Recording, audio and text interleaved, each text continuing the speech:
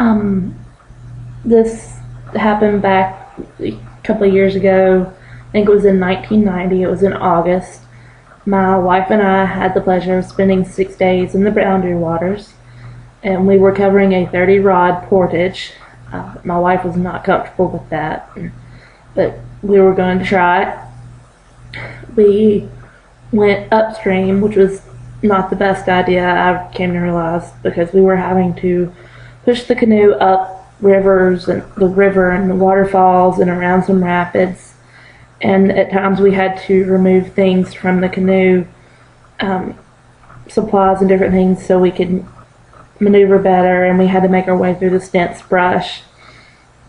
I would sometimes go ahead, and then I would come back to check on my wife, Amy. And so this took around 3-4 hours. My wife started getting upset, and near the end she started to cry. But then we were finishing up, and we got to where the river starts, and we were feeling better. We started looking for the campsite. We decided we sat there for a little bit, and I was kind of thinking that maybe we had wasted time going all the way up the river like we had. But then we started hearing these noises from over in this beaver lodge.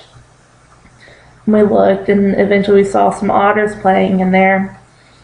And at first they didn't see us, and then they noticed us, but they didn't seem worried or scared. They just kept doing what they were doing. And we decided we needed to leave where we were and go find the campsite. And the otters would watch us, and as we got into the canoe and then we started paddling closer, we were able to get pictures, and they kept playing. And we weren't in a hurry, so we kept watching as we slowly paddled. And they would follow us, and they had their heads up out of the water, and it was like they were saying goodbye. And right before we turned the corner, we looked back, and the otters had climbed on a rock, and they were watching us, and it was like they were saying, "Have a good day." So we turned the corner, and we found this gorgeous campsite.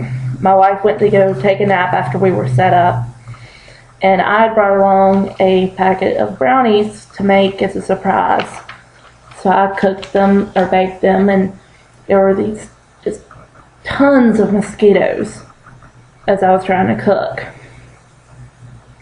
And so after fighting all the mosquitoes off, the brownies were almost finished, and I tried to get her. I said, "Amy, Amy," and it didn't work.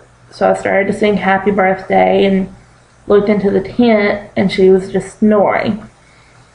And so after all that work, she was asleep. So that was a story that had a lot of fond memories, and I really enjoyed it.